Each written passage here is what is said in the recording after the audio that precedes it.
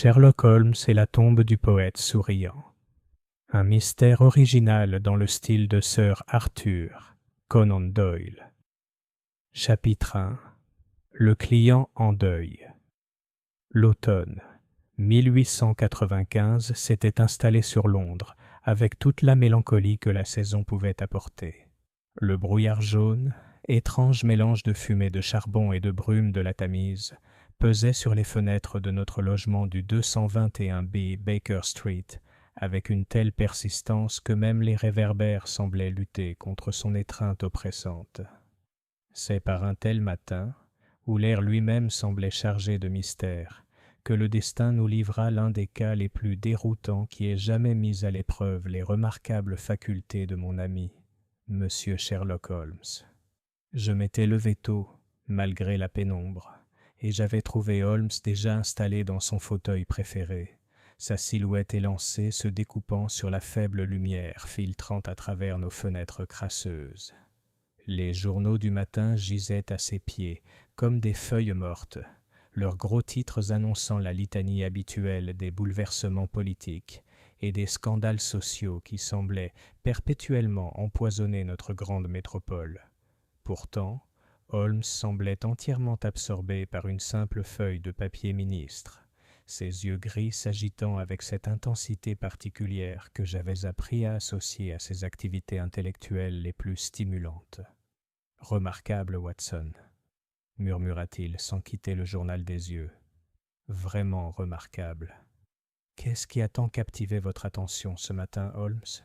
demandai-je en m'installant dans le fauteuil en face de lui, ma tasse de thé habituelle. « Une publicité des plus curieuses dans le Times d'hier, » répondit-il, levant enfin les yeux avec cette expression d'excitation à peine contenue qui précédait invariablement ses déductions les plus brillantes. « Écoutez ceci.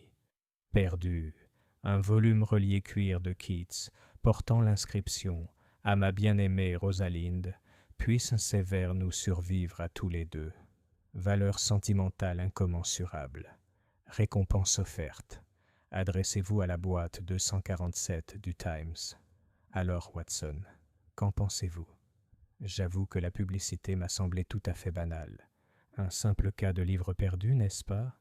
Peut-être un cadeau d'un amant décédé, d'où sa valeur sentimentale. » Les lèvres de Holmes s'incurvèrent en ce sourire sardonique, qui précédait si souvent ces critiques les plus dévastatrices de mon raisonnement. « Mon cher ami, vous voyez, mais n'observez pas. Examinez l'inscription plus attentivement. Puissent ces vers nous survivre à tous les deux. » Un sentiment étrange à exprimer à propos d'un recueil de poésie écrit par un homme décédé il y a quelque 70 ans. Les vers ont déjà survécu à celui qui les a donnés, n'est-ce pas ? À moins, bien sûr, que celui-ci ne parle métaphoriquement d'un tout autre sujet. Oh, avant que je puisse formuler une réponse à cette observation, le pas familier de Madame Hudson dans l'escalier annonça l'arrivée d'un visiteur. Lorsqu'elle frappa à la porte, son urgence suggéra une détresse considérable. « Une dame désire vous voir, monsieur Holmes », annonça notre logeuse si patiente. « Une certaine Madame Pemberton. Elle semble très agitée, monsieur. »« Faites-la venir immédiatement, Madame Hudson », ordonna Holmes, se levant d'un bond avec cette énergie soudaine qui pouvait le transformer d'observateur langoureux en homme d'action en l'espace d'un battement de cœur. La femme qui entra dans notre salon avait peut-être une trentaine d'années et possédait cette beauté raffinée qui témoigne d'une bonne éducation et d'une situation aisée. Pourtant, son regard sombre exprimait une lueur hantée, et ses mains, habituellement fermes, tremblaient tandis qu'elle serrait un petit réticule. Sa robe de deuil, remarquai-je, était de la plus belle qualité, même si elle portait les marques évidentes d'une mise en place hâtive. « Monsieur Holmes », commença-t-elle d'une voix à peine plus forte qu'un murmure, « je suis venue vous voir car je crains de devenir complètement folle. Mon mari, mon cher Edward, est mort, monsieur, enterré il y a 3 jours. Et pourtant... » Elle marqua une pause, pressant une main gantée contre ses lèvres comme pour empêcher les mots de s'échapper. « S'il vous plaît, Madame Pemberton, » dit Holmes doucement en désignant le canapé. « Reprenez votre calme et racontez-nous tout. Je vous assure que rien de ce que vous direz ne nous choquera. » La dame s'assit avec la précision de quelqu'un qui craint qu'un mouvement brusque ne vienne briser ce qui lui reste de sang-froid.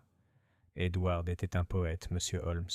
Pas célèbre peut-être, mais son œuvre a apporté la joie à beaucoup. C'était un homme d'une gentillesse extrême. Nous étions mariés depuis à peine 2 ans lorsque la tuberculose l'a emporté. Je suis désolé pour votre perte, ai-je ajouté, ému par le chagrin sincère qui émanait de chaque mot. Merci, docteur Watson, répondit-elle, m'ayant reconnu grâce aux nombreux récits de nos aventures parus dans le Strand Magazine.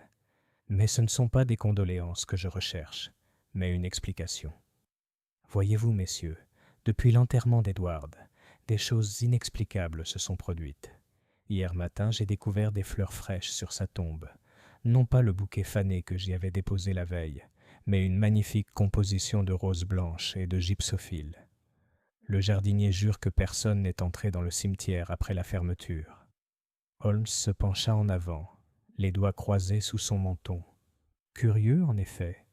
Mais un admirateur secret de l'œuvre de votre mari aurait sûrement souhaité lui rendre hommage. C'était ma première pensée, poursuivit Madame Pemberton. Mais il y a plus. Ce matin, en visitant à nouveau la tombe, j'ai trouvé ceci. Elle ouvrit son réticule et en sortit un petit volume relié en cuir, qu'elle posa sur la paume tendue de Holmes. Je l'ai immédiatement reconnu comme un exemplaire des œuvres complètes de Keats, relié en riche maroquin aux lettres dorées. Holmes l'a examiné avec cette précision méthodique qui caractérisait toutes ses investigations, notant la qualité de la reliure, l'état des pages et enfin l'inscription sur le frontispice. « À ma bien-aimée Rosalinde, puissent ces vers nous survivre à tous les deux », lut-il à voix haute, le livre même mentionné dans la publicité d'hier. Madame Pemberton sursauta comme frappée. « Une publicité? Quelle publicité ?»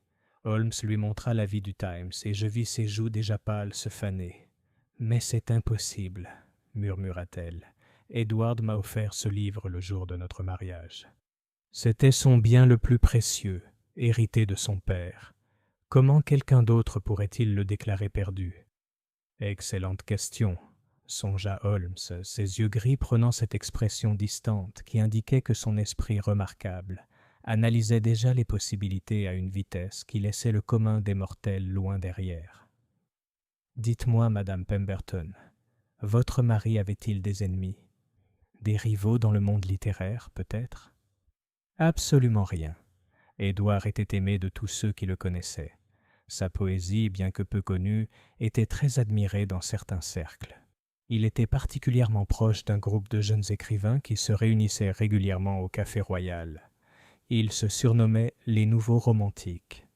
Et ces Nouveaux Romantiques, est-ce que certains d'entre eux fréquentent encore la tombe de votre mari ? Je ne sais pas.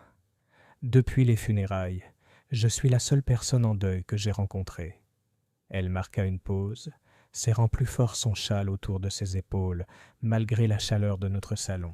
« Monsieur Holmes, il y a encore une chose. Quelque chose qui pourrait ressembler au délire d'une femme accablée de chagrin, mais je vous jure que c'est vrai. Rien de ce que vous nous direz ne sera pris à la légère, madame. Hier soir, en quittant le cimetière, j'aurais juré avoir entendu un rire. Non pas le rire cruel et moqueur, mais le son chaleureux et joyeux qu'Edward émettait lorsqu'un vers lui plaisait particulièrement. Il semblait venir de sa tombe, mais lorsque je me suis retourné pour regarder, je n'ai vu que des ombres et des pierres. » Holmes resta silencieux un long moment, son regard perçant fixé sur un point au-delà de l'épaule de notre visiteur. Lorsqu'il parla enfin, sa voix portait cette note d'excitation contenue que j'avais appris à reconnaître comme le signe avant-coureur d'une affaire fascinante. « Madame Pemberton, je crois que votre mari a peut-être encore un dernier poème à partager avec le monde. Watson, va chercher ton manteau. Nous devons visiter un cimetière, et je soupçonne que la tombe du poète souriant recèle encore des secrets. » Alors que nous nous préparions à partir, je ne pouvais m'empêcher de penser que nous allions nous lancer dans une de ces aventures qui mettraient à rude épreuve les extraordinaires capacités de Holmes. Le brouillard sembla se dissiper devant nous dès que nous plongeâmes dans la rue, comme si Londres elle-même était impatiente de révéler les mystères cachés en son cœur antique. Chapitre 2. La déduction de la routine quotidienne. Le voyage au cimetière de Kensal Green s'est avéré être une véritable leçon en soi, car Holmes a passé la totalité de notre trajet en fiacre à démontrer ses pouvoirs d'observation et de déduction qui n'ont jamais cessé de m'étonner, peu importe le nombre de fois où je les ai vus en action. Nous n'avions pas encore dépassé Marylebone Road lorsque Holmes se tourna soudain vers Madame Pemberton, qui était assise en face de nous dans le véhicule qui tanguait, et annonça « Vous êtes gauchère. Vous venez de rentrer du continent et vous dormez mal depuis la mort de votre mari. » Les yeux de notre client s'écarquillèrent de stupeur. « Comment peux-tu savoir de telles choses ?»« Observation élémentaire, chère madame, » répondit Holmes avec cet air d'autorité désinvolte qui rendait ses déductions les plus remarquables presque banales. La tache d'encre sur le majeur de votre main gauche indique votre préférence pour l'écriture. Un détail confirmé par la façon dont vous privilégiez inconsciemment cette main dans vos gestes. La poussière continentale sur vos bottes, bien différente de nos bottes londoniennes, suggère un voyage récent, tandis que le léger gonflement sous vos yeux et la façon dont vous appuyez occasionnellement sur vos tempes évoquent avec éloquence vos nuits blanches. « Extraordinaire, » murmura Madame Pemberton. « Vous avez tout à fait raison. Je suis rentré de Paris hier seulement. Édouard et moi avions prévu d'y passer notre lune de miel avant que sa maladie ne s'installe. Quant au sommeil, sa voix s'éteignit, son regard se tournant vers les rues grises derrière notre fenêtre. J'observais attentivement mon ami durant cet échange, remarquant la façon dont ses traits acérés semblaient s'accentuer lorsque ses facultés analytiques étaient pleinement sollicitées. C'est dans ces moments-là que Holmes apparaissait moins comme un homme que comme un instrument finement calibré, conçu dans le seul but d'extraire la vérité du chaos de l'existence humaine. « Dites-moi, » poursuivit Holmes, « pendant votre séjour à Paris, avez-vous visité des librairies, surtout celles spécialisées en littérature anglaise ? » « Eh bien oui, » répondit notre client, visiblement intrigué par la question. « J'ai passé un après-midi à flâner dans les étals le long de la Seine. Edward avait toujours rêvé de faire ça ensemble. Mais comment avez-vous... » « Une légère odeur de colle de reliure française sur vos gants, » expliqua Holmes, très caractéristique et introuvable dans les établissements anglais. De plus, il y a un petit fragment de ce qui semble être une étiquette de livre française coincée dans le fermoir de votre réticule. Comme pour vérifier son observation, Madame Pemberton ouvrit son sac et, à sa surprise évidente, découvrit le minuscule morceau de papier décrit par Holmes. Ce fragment portait une partie du cachet d'un libraire parisien, confirmant une autre de ses déductions apparemment impossibles. Mais sûrement, ai-je risqué, ces détails, aussi fascinants soient-ils, n'ont que peu d'incidence sur le mystère en question. Holmes me fixa de ce regard d'exaspération patiente qu'il réservait au moment où mon raisonnement ne suivait pas le sien. Au contraire, Watson, chaque détail compte lorsqu'il s'agit d'une affaire centrée sur un livre. La récente visite de Madame Pemberton dans les librairies parisiennes pourrait s'avérer cruciale. Les portes du cimetière se dressaient devant nous tandis que notre taxi s'arrêtait, leurs volutes de fer semblant se tordre dans les motifs changeants du brouillard et de l'ombre. Kensal Green m'avait toujours semblé l'un des lieux de repos les plus mélancoliques de Londres, ces monuments victoriens élaborés créant une forêt de marbre s'étendant à perte de vue. Ce matin-là, avec la brume accrochée aux pierres patinées et les branches nues des ifs centenaires, ruisselant d'humidité accumulée, l'atmosphère était particulièrement propice aux spéculations surnaturelles. Nos pas résonnaient sourdement sur les allées de gravier, tandis que Madame Pemberton nous guidait à travers le dédale de tombes et de monuments commémoratifs vers la dernière demeure de son mari. Holmes marchait de cette démarche singulière qui caractérisait ses moments les plus concentrés, ses yeux gris constamment en mouvement, scrutant chaque détail de notre environnement. « Là !» murmura notre client en désignant une modeste pierre tombale en granit portant la simple inscription « Edward James Pemberton, 1863 à 1895, époux et poète bien-aimé. La mort ne soit pas fière, même si certains t'ont qualifié de puissant.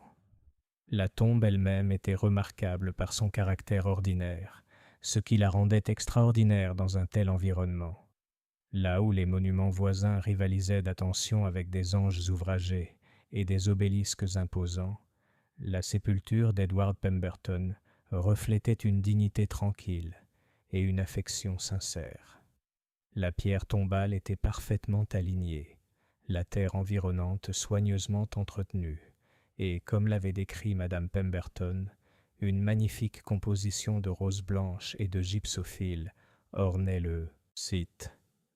Holmes s'approcha de la tombe du pas mesuré d'un homme menant une expérience scientifique, son regard perçant scrutant chaque détail de la scène.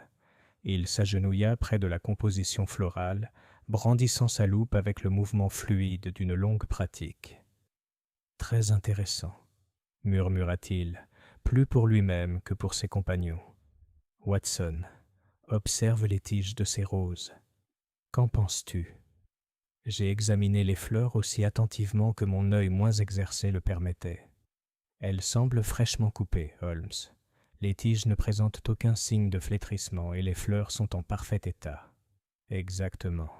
Et pourtant, selon Madame Pemberton, ces fleurs sont apparues entre hier soir et ce matin. Notez cependant l'absence totale d'humidité sur les pétales, malgré l'abondante rosée qui s'est déposée sur tout le reste du cimetière. J'y ai regardé de plus près, et j'ai réalisé que Holmes avait tout à fait raison. Tandis que toutes les surfaces autour de nous luisaient, sous l'effet de l'humidité accumulée par l'air nocturne, le mystérieux bouquet restait parfaitement sec. De plus, poursuivit Holmes, examinant maintenant la terre autour de la tombe avec une attention minutieuse, observez le déplacement du sol ici, près du pied de la pierre tombale. La terre a été récemment remuée, mais pas de la manière à laquelle on pourrait s'attendre en y plaçant simplement des fleurs. Madame Pemberton s'approcha, le visage pâle, mêlé d'espoir et d'appréhension. « Qu'est-ce que cela signifie, monsieur Holmes ?» Avant qu'il puisse répondre, une nouvelle voix interrompit notre enquête. « Dites donc, que faites-vous sur la tombe d'Edward ?» Nous nous retournâmes et vîmes un jeune homme s'approcher à travers la brume, son manteau sombre flottant derrière lui comme les ailes d'un grand oiseau. Il avait peut-être 25 ans, avec ce regard intense et ce teint pâle qui semblait caractériser un tempérament artistique. Ses cheveux étaient plus longs que la mode ne l'exigeait, et il émanait de lui cette mélancolie romantique si présente dans le milieu littéraire. « Je suis Sherlock Holmes », répondit mon ami en se levant après avoir examiné la tombe. « Voici mon collègue, le docteur Watson, et Madame Pemberton. Et vous ? » « Marcus Whitmore, » répondit le jeune homme en ôtant son chapeau d'un geste quelque peu théâtral. « J'étais le plus proche ami d'Edward et un poète comme lui. Nous étions tous deux membres des Nouveaux Romantiques. » Il se tourna vers Madame Pemberton avec une expression de sincère sympathie. « Rosalinde, ma chère, vous ne devriez pas hanter cet endroit aussi constamment. Edward ne l'aurait pas souhaité. »« Vous connaissez bien Madame Pemberton ?» demanda Holmes d'un ton soigneusement neutre. « Nous avons été présentés au mariage d'Edward et Rosalinde, » répondit Whitmore. Une belle cérémonie, quoique teintée de tristesse, car la maladie d'Edward commençait déjà à se manifester. J'ai remarqué que Holmes s'était positionné de manière à observer simultanément notre nouvelle connaissance et Madame Pemberton, ses traits anguleux ne trahissant en rien ses pensées. Lors de ses enquêtes, il avait pour habitude d'étudier non seulement les preuves dont il disposait, mais aussi les réactions de toutes les parties à leurs révélations. « Monsieur Whitmore, » dit Holmes, « je suppose que vous n'avez aucune idée de l'existence de ces fleurs. Elles semblent avoir été placées ici très récemment. » Le jeune poète jeta un coup d'œil à la composition avec une surprise qui semblait sincère.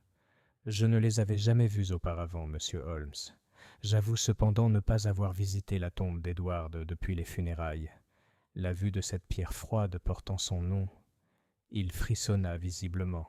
« Et pourtant, vous êtes ici maintenant, » observa Holmes. « J'ai reçu une lettre des plus étranges ce matin, » admit Whitmore en fouillant dans la poche de son manteau. « Anonyme, elle suggérait que le dernier poème d'Edward, celui sur lequel il travaillait avant sa mort, pourrait se trouver ici, sur sa tombe.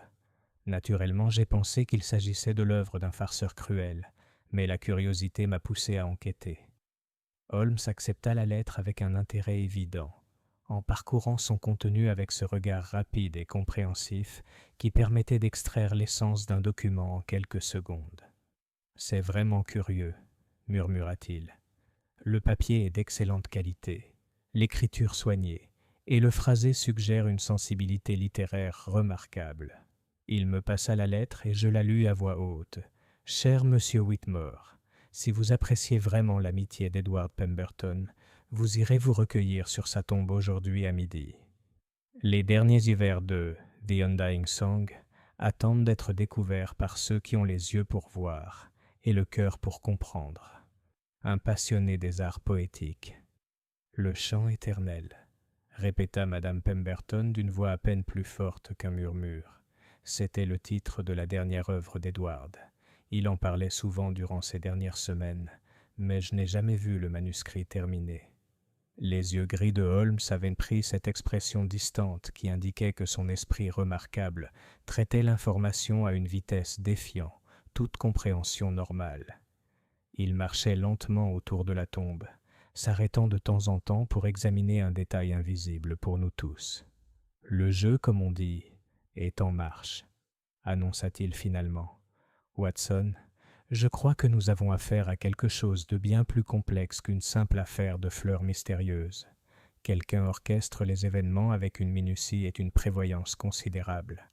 La question qui se pose est de savoir si leurs intentions sont bienveillantes ou non. » Comme appelées par ces paroles, les cloches des églises de Londres commencèrent à sonner midi, leur voix de bronze résonnant à travers le cimetière brumeux avec une résonance presque surnaturelle. Et c'est à cet instant précis que nous l'entendîmes, le son que Madame Pemberton avait décrit la veille.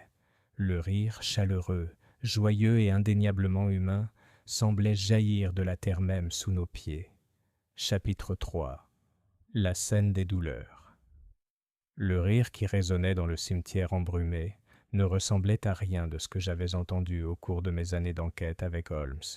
Il possédait une qualité à la fois éthérée et intensément humaine, comme si l'essence même de la joie avait pris forme audible parmi les pierres silencieuses.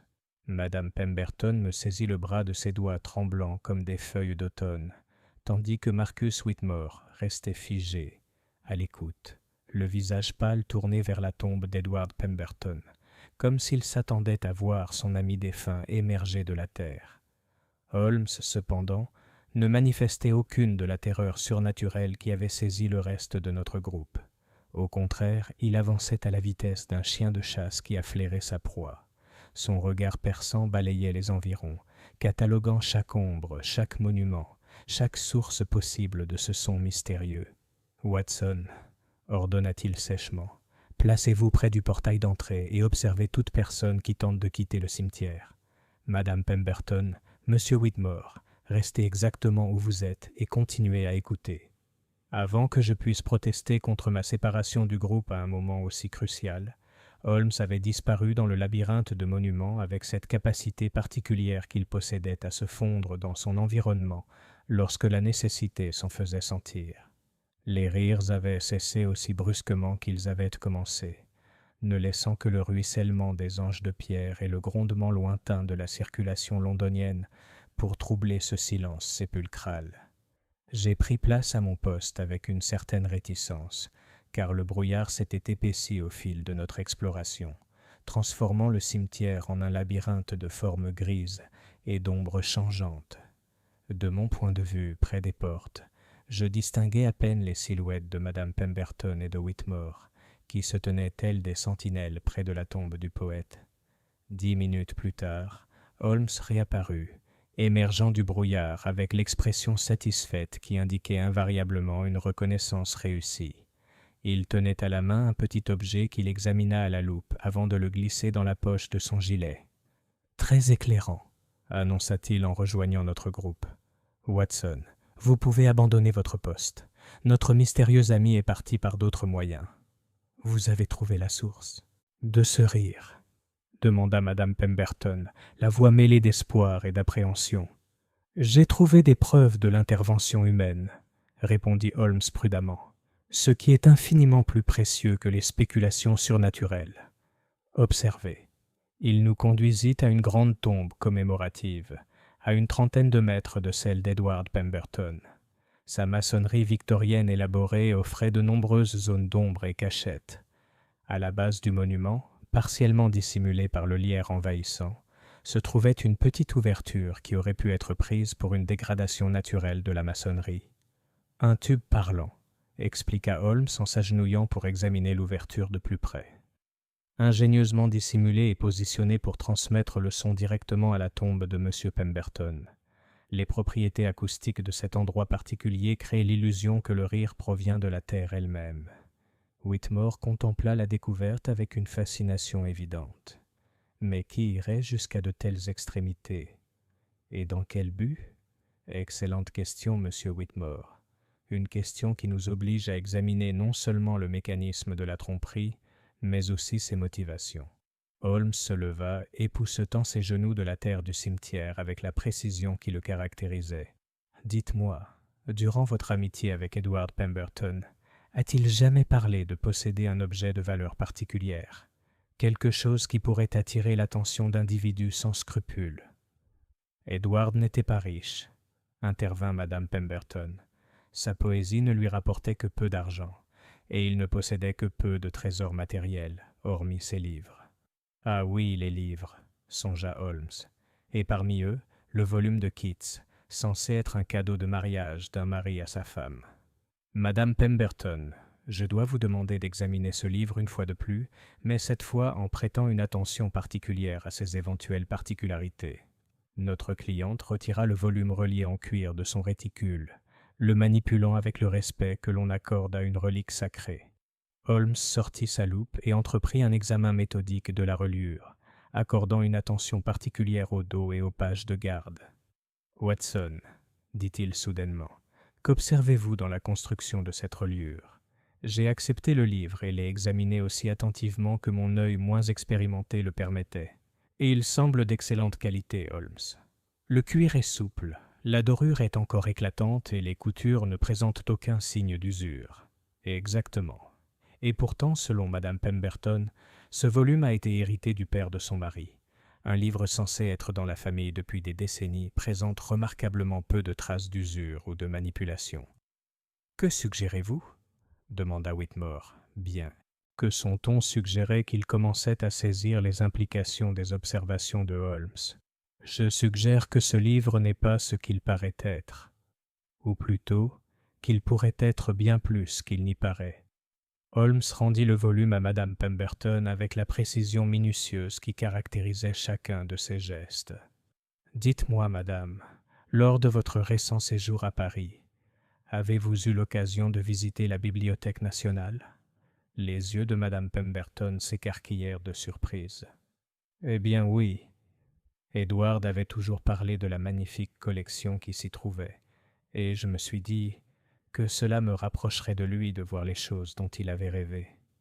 Et lors de cette visite, avez-vous rencontré quelqu'un qui s'intéressait particulièrement à la littérature anglaise? Quelqu'un qui aurait pu engager la conversation avec vous sur l'œuvre de votre mari? Il y avait un gentleman, admit-elle lentement. Un Anglais, même s'il parlait couramment le français.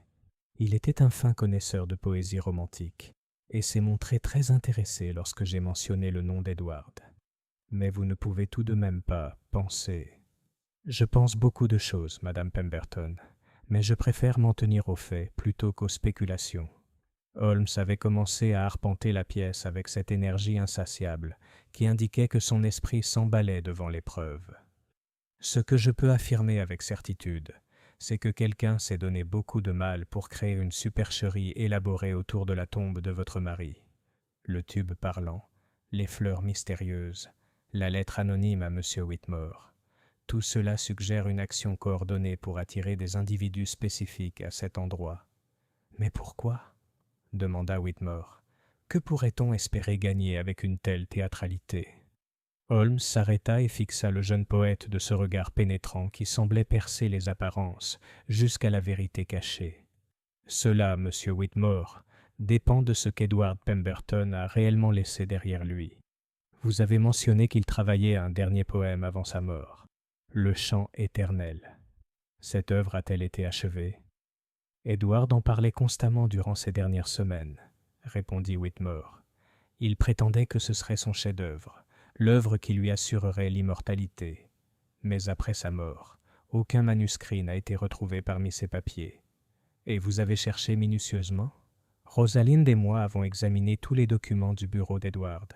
Nous avons trouvé des brouillons d'œuvres antérieures, de la correspondance, des carnets remplis de fragments et de faux départs, mais rien qui puisse être identifié comme l'intégrale du chant éternel. Holmes hocha la tête, pensif. Pourtant, quelqu'un croit que cette œuvre ultime existe, et qui plus est, qu'elle est cachée dans un lieu lié à la tombe d'Edward Pemberton.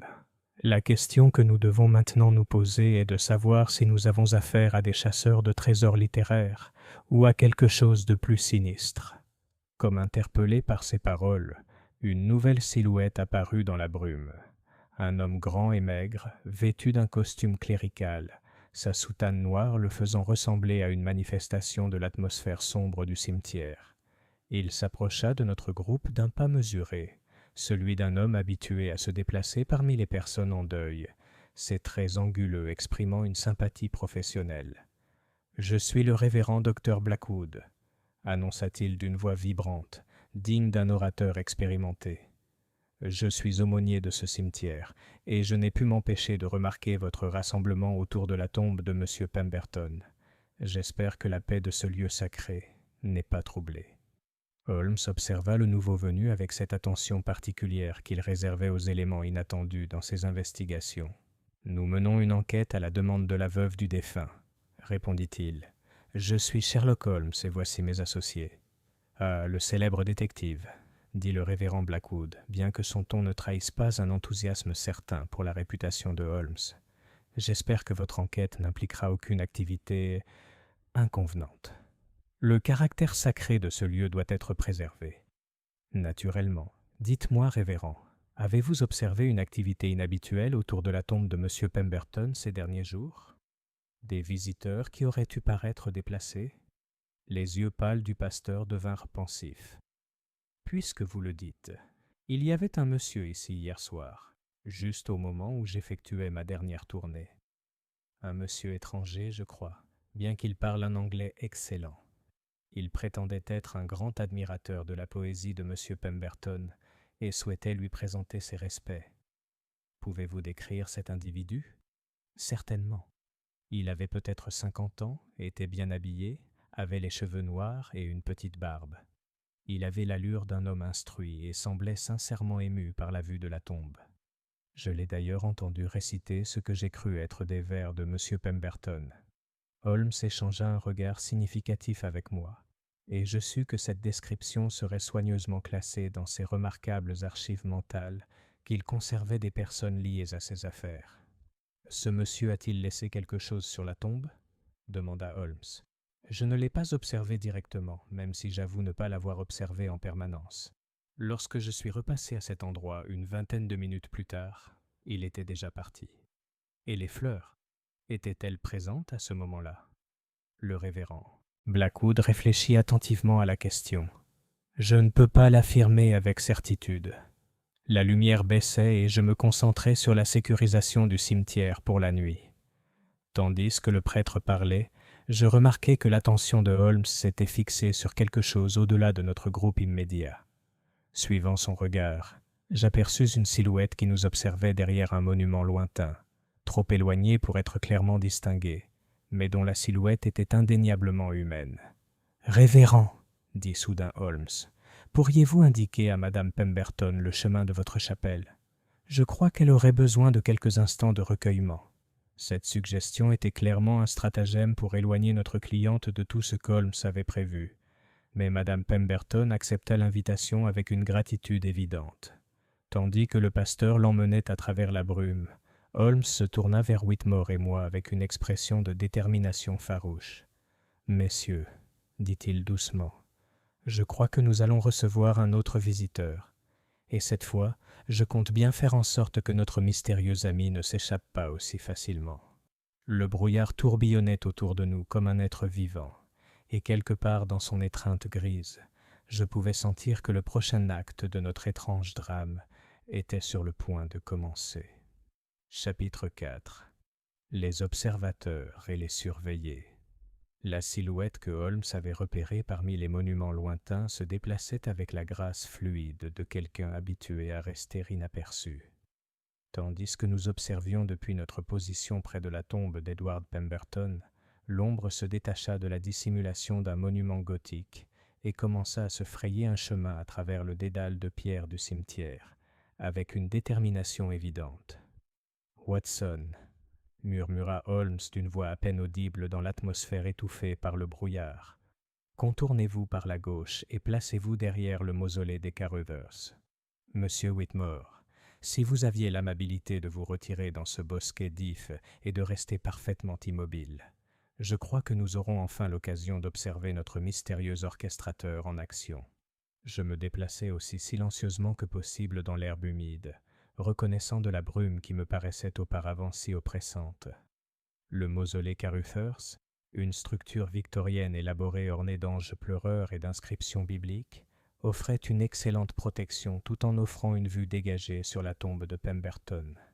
De ce point de vue, je pouvais observer Holmes qui faisait semblant d'examiner la pierre tombale à la loupe, apparemment inconscient de la silhouette qui approchait. L'étranger s'approchait à chaque instant, et à mesure qu'il s'approchait, ses traits se distinguaient à travers le brouillard mouvant. C'était bien un gentleman étranger, comme le révérend Blackwood l'avait décrit, âgé d'une 50aine d'années, au teint olivâtre et aux traits fins qui suggéraient des origines méditerranéennes. Ses vêtements étaient d'excellente qualité, coupés à la mode continentale, et il se déplaçait avec l'assurance d'un homme habitué à fréquenter les cercles sociaux élevés. Ce qui me frappa le plus, cependant, fut l'intensité de son regard tandis qu'il observait Holmes examiner la tombe. Il y avait quelque chose de prédateur dans son attention, comme un chat surveillant une souris qui s'est égarée trop près de sa cachette. Ses yeux sombres ne quittaient de pas la silhouette de mon ami, et ses mains gantées étaient serrées contre lui, avec une tension à peine contenue. Pendant ce temps, Holmes poursuivait son enquête, prenant occasionnellement des notes dans son carnet et examinant divers aspects du mémorial avec une minutie théâtrale. Pour un observateur non averti, il aurait semblé complètement absorbé par son travail, mais je savais par expérience qu'aucun détail de son environnement ne lui échapperait. L'étranger s'était approché à une 20aine de mètres lorsque Holmes se redressa soudainement et se tourna directement vers lui, comme s'il était surpris par sa présence. « Bonjour », lança mon ami de son ton le plus aimable. « J'espère que je ne perturbe pas votre visite dans ce lieu solennel. » L'étranger hésita un instant, visiblement surpris par la franchise de Holmes. Lorsqu'il répondit, son anglais était excellent, quoique marqué par un léger accent que je ne pus identifier immédiatement. « Pas du tout, monsieur. Je rendais simplement hommage à un poète disparu dont l'œuvre m'a apporté un plaisir considérable. » Il s'approcha avec plus d'audace, apparemment rassuré par l'attitude désinvolte de Holmes. « Vous êtes peut-être aussi un admirateur des vers de M. Pemberton ?»« En quelque sorte, » répondit Holmes. « J'enquête sur certaines irrégularités concernant ce site funéraire. Dites-moi, avez-vous remarqué quelque chose d'inhabituel lors de vos visites ici ?» La question fut posée avec une telle autorité que l'étranger répondit avant même d'avoir semblé en comprendre les implications. « Des visites ? Je n'y suis venu qu'une seule fois hier soir. J'avoue avoir trouvé l'expérience très touchante. » « Vraiment ? De quelle manière ? Savoir qu'un tel talent puisse être interrompu à son apogée est toujours mélancolique. Mais il y avait quelque chose de plus. Le sentiment que l'héritage artistique de M. Pemberton restait en quelque sorte incomplet. Holmes hocha la tête pensivement. « Vous faites peut-être allusion à la rumeur d'une œuvre ultime ? Je crois qu'elle s'appelait « Le chant éternel ». L'effet de ces mots sur notre visiteur étranger fut remarquable. Ses traits, soigneusement dessinés, subirent une subtile transformation, et pendant un instant, Je perçus une pointe de calcul et d'avidité dans ses yeux sombres, avant qu'il ne reprenne son sang-froid. « Vous êtes remarquablement bien informé, monsieur. » « Oui, j'avais entendu parler d'un tel ouvrage, même si j'avais cru comprendre qu'il n'avait jamais été achevé. »« Les rumeurs ont tendance à prendre vie, » observa Holmes, « surtout lorsqu'elles concernent des trésors perdus, quels qu'ils soient. Dites-moi, monsieur. »« Benedetti, » répondit l'inconnu. « Professeur Alessandro Benedetti, de l'Université de Florence. Je suis spécialisé en littérature comparée, avec un accent particulier sur le mouvement romantique. » « Ah, un érudit. Quelle chance. Professeur Benedetti, pourriez-vous examiner ce volume et me donner votre avis professionnel sur sa provenance ?» Holmes sortit le Keats relié en cuir de la poche de son manteau et le tendit au professeur italien avec une apparente désinvolture. La réaction de Benedetti fut immédiate et révélatrice, ses yeux rivés sur le livre avec une faim manifeste, et ses mains tremblaient légèrement en l'acceptant. « C'est extraordinaire, » murmura-t-il en ouvrant le volume avec un soin respectueux. « La reliure est exceptionnelle, et le papier, mais ce n'est sûrement pas possible. »« Ça ne peut pas être quoi, professeur ?» Le sang-froid de Benedetti se brisa légèrement. « Pardonnez-moi, je suis peut-être surexcité par la découverte d'un si bel exemple de reliure du début de l'époque victorienne. Le travail est vraiment remarquable. » Mais Holmes étudiait la réaction du professeur avec une intensité pénétrante qui ne laissait rien passer inaperçu. « Vous semblez connaître ce volume, professeur. L'avez-vous déjà lu ? » ?»« Pas cet exemplaire en particulier, non. Mais j'ai étudié en profondeur les volumes de présentation de cette période, en particulier ceux associés aux poètes romantiques. Les doigts de Benedetti traçaient les lettres dorées avec une expertise évidente. L'inscription est des plus intrigantes. À ma bien-aimée Rosalinde, puissent ces vers nous survivre à tous les deux. De telles dédicaces cachent souvent des significations plus profondes. »« Des significations plus profondes ?» demanda Holmes d'un ton soigneusement neutre. « Dans le monde des livres rares et des manuscrits, monsieur. »« Holmes, Sherlock Holmes. » Les yeux du professeur s'écarquillèrent, reconnaissant, et j'observai une lueur d'inquiétude sur son visage. « Le détective ? C'est fascinant. Je n'avais pas réalisé que vos investigations s'étendaient aux questions littéraires. » « Mes investigations s'étendent là où les preuves me mènent, professeur. »« Mais vous parliez de signification plus profonde ?» Benedetti sembla se ressaisir et rendit le volume à Holmes avec une réticence évidente. Simplement que les collectionneurs emploient parfois un langage codé dans leurs inscriptions, une façon d'indiquer la véritable valeur d'un objet à ceux qui savent interpréter ces signaux. « Et possédez-vous une telle connaissance ? » ?»« Dans une certaine mesure, oui. C'est une compétence nécessaire dans mon métier. » Holmes rangea le livre avec précaution. « Professeur Benedetti, je me demandais si vous accepteriez de répondre à quelques questions concernant votre présence ici. Je mène une enquête pour le compte de Madame Pemberton, et toute information que vous pourriez me fournir pourrait s'avérer précieuse. »« Bien sûr, je suis à votre disposition. J'avoue toutefois que je ne suis pas certain que mes intérêts académiques puissent être pertinents pour une enquête policière. Vous avez mentionné hier soir avoir entendu quelqu'un réciter un poème de M. Pemberton. Vous souvenez-vous des vers précis ? » Benedetti fronça les sourcils, concentré. La voix était assez lointaine, et le brouillard rendait difficile la distinction des mots. Mais la cadence, le rythme, c'était assurément de la poésie. Des vers magnifiques et envoûtants qui semblaient d'y parler d'immortalité à travers l'art. « Très poétique, » observa Holmes d'un ton sec. « Et vous n'avez vu personne d'autre lors de votre visite ? » Seulement l'aumônier, qui passait par là pendant sa tournée du soir. Un gentleman un peu austère, quoique assez courtois. De ma position cachée, j'observais Holmes poursuivre son interrogatoire avec cette précision méthodique qui caractérisait tous ses interrogatoires. Pourtant, je sentais qu'il y avait quelque chose de plus à l'œuvre. Un subtil jeu du chat et de la souris où les deux participants testaient les connaissances et les intentions de l'autre. « Professeur, » dit soudain Holmes, « je suis curieux de connaître vos voyages. Depuis combien de temps êtes-vous à Londres ? » Je suis arrivé il y a 3 jours de Paris, où j'effectuais des recherches à la Bibliothèque nationale. Leur collection est fascinante. Plusieurs manuscrits apportent un éclairage nouveau sur l'influence du romantisme anglais sur la littérature continentale. Et vos recherches vous ont mis en contact avec des visiteurs anglais de la bibliothèque. Parfois, oui, les érudits reconnaissent des âmes sœurs, quelle que soit leur nationalité. Benedetti marqua une pause, puis ajouta avec une apparente désinvolture. J'ai rencontré une charmante jeune veuve qui explorait la collection. Une certaine Madame Pemberton, je crois. Elle a parlé avec émotion des aspirations poétiques de son défunt mari. Les yeux gris de Holmes s'intensifièrent avec intérêt. Vous avez parlé du travail de son mari ? Brièvement.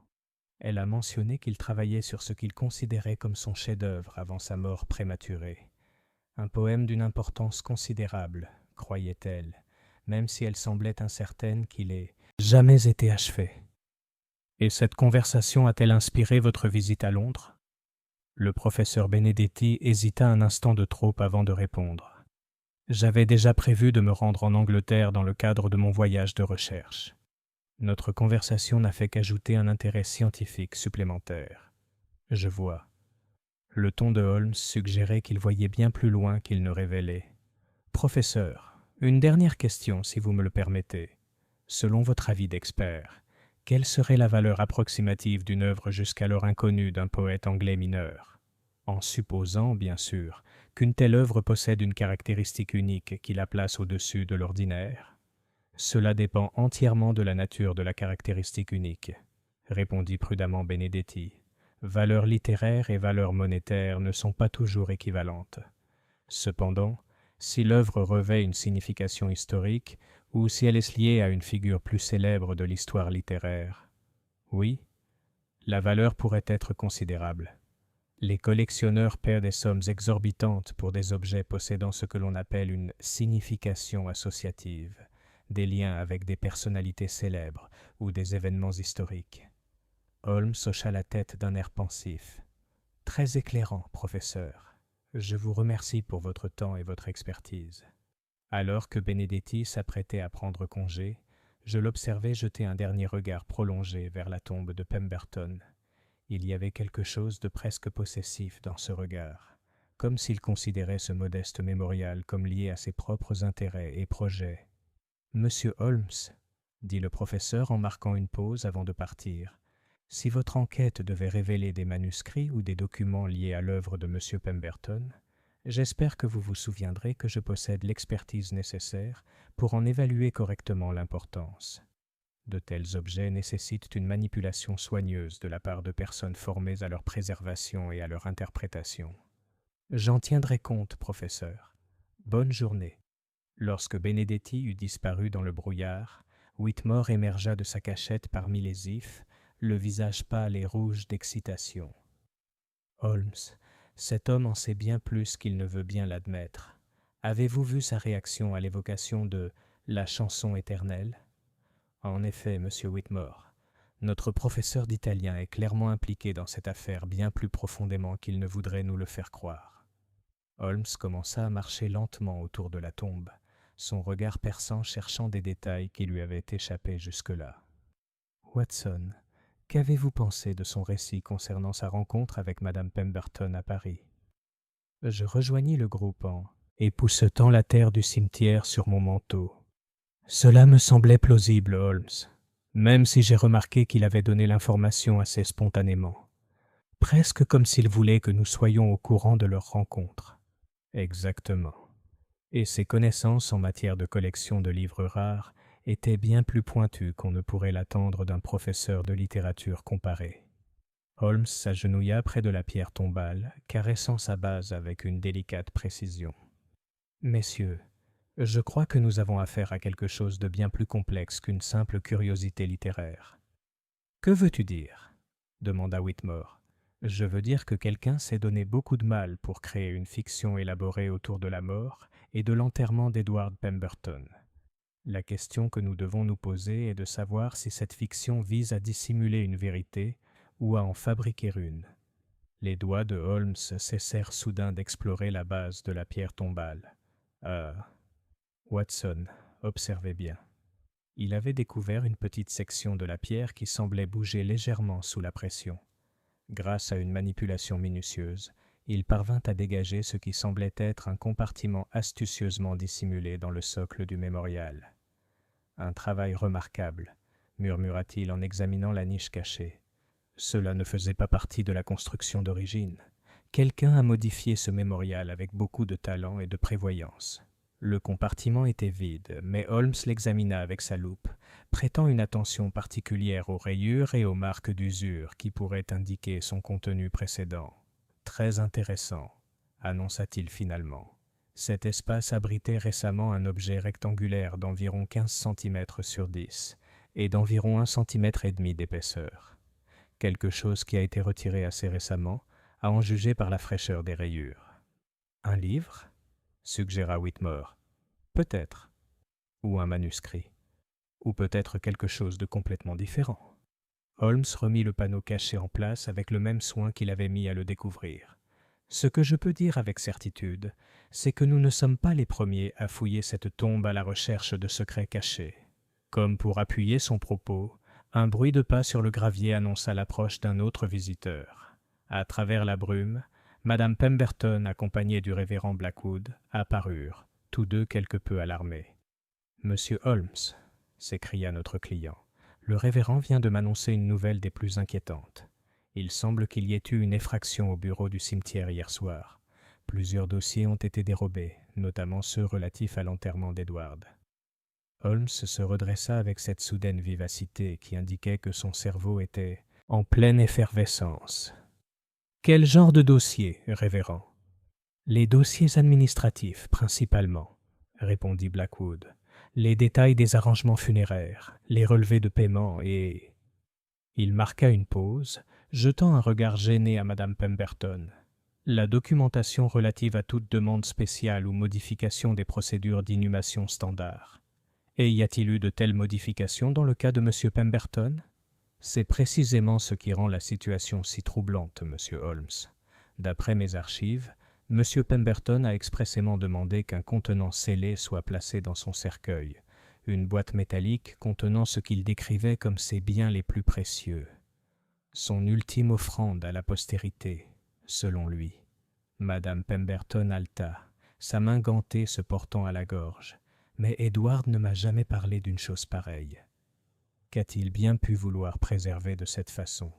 Le regard de Holmes avait pris cette expression distante qui indiquait que son esprit remarquable traitait cette nouvelle information à une vitesse fulgurante. Révérend, ces dossiers qui ont été perturbés, comprenaient-ils des plans détaillés de l'aménagement du cimetière, des informations sur la construction de tombes et de monuments commémoratifs ? Oui, j'en ai bien peur. Des plans d'architecture complets et des dossiers d'installation pour chaque monument du cimetière. Alors, messieurs et madame, je crains qu'il ne s'agisse plus d'une simple curiosité littéraire ou d'un intérêt académique. Quelqu'un a systématiquement recueilli des renseignements sur ce lieu dans un but bien précis. Le brouillard semblait se resserrer autour de nous, comme si le cimetière lui-même répondait aux paroles menaçantes de Holmes.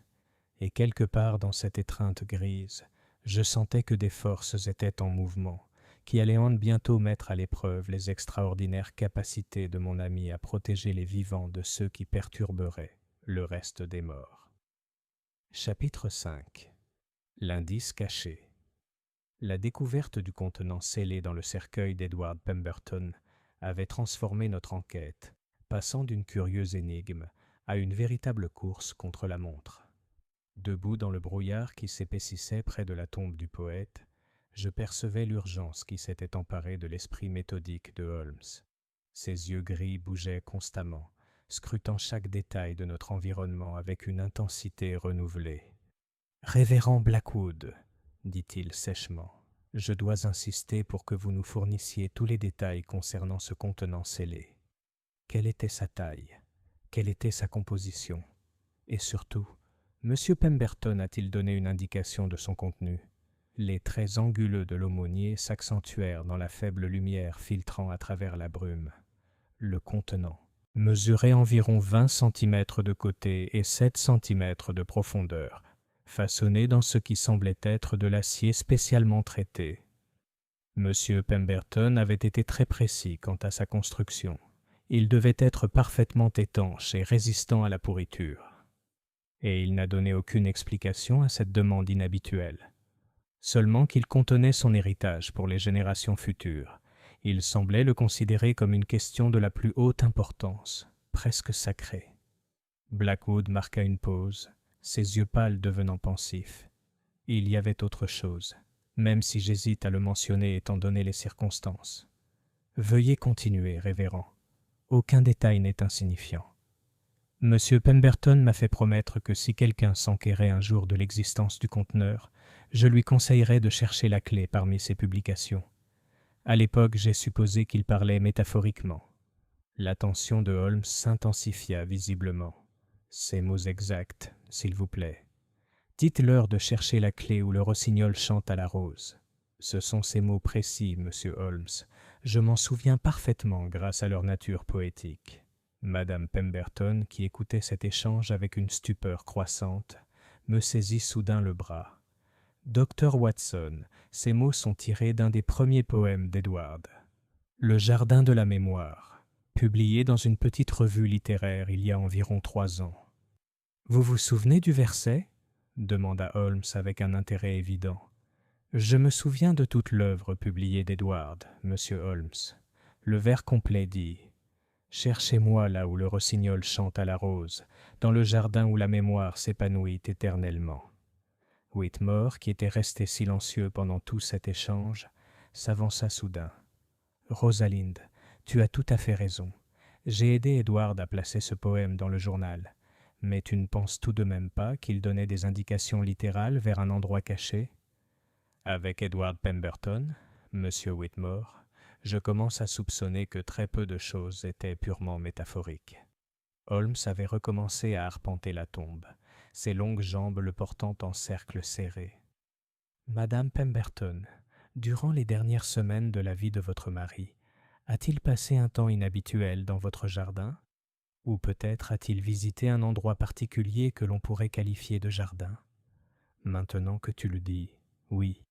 Edward était obsédé par la roseraie de Regent's Park. Il y passait des heures, affirmant que l'association des fleurs et du chant des oiseaux inspirait ses plus belles œuvres. Elle marqua une pause, les sourcils froncés de concentration. Il travaillait sur quelque chose lors de ses visites. Il avait toujours un porte-document en cuir sur lui. Mais quand je lui en parlais, il souriait et me disait que tout lui serait révélé en temps voulu. Holmes s'arrêta brusquement. « Madame Pemberton, vous avez mentionné plus tôt que parmi les papiers de votre mari, vous n'aviez trouvé que des brouillons et des fragments, aucun manuscrit achevé. Ce portefeuille en cuir se trouvait-il parmi ces papiers ? Non, ce n'était pas le cas. J'ai supposé qu'il avait été perdu ou égaré lors de sa dernière maladie. Ou délibérément caché, murmura Holmes. Watson, je crois qu'une visite à Regent's Park s'impose. Mais avant, il y a autre chose que je dois enquêter. Il s'approcha à nouveau du compartiment caché dans la pierre tombale, l'examinant cette fois avec encore plus de soin. À l'aide de son canif, il gratta soigneusement les bords du renfoncement, prélevant de petits échantillons de ce qui semblait être de la limaille métallique. Très instructif, annonça-t-il après avoir terminé son examen. Ces particules métalliques suggèrent que quelque chose a bel et bien été retiré de ce compartiment assez récemment. De plus, les rayures indiquent qu'une force considérable a été nécessaire. Ce qui a été pris n'a pas été rendu de plein gré. « Tu veux dire que quelqu'un s'est introduit dans ce compartiment ?» demanda Whitmore. « Je veux dire que quelqu'un l'a ouvert avec une clé ou un outil spécialement conçu à cet effet.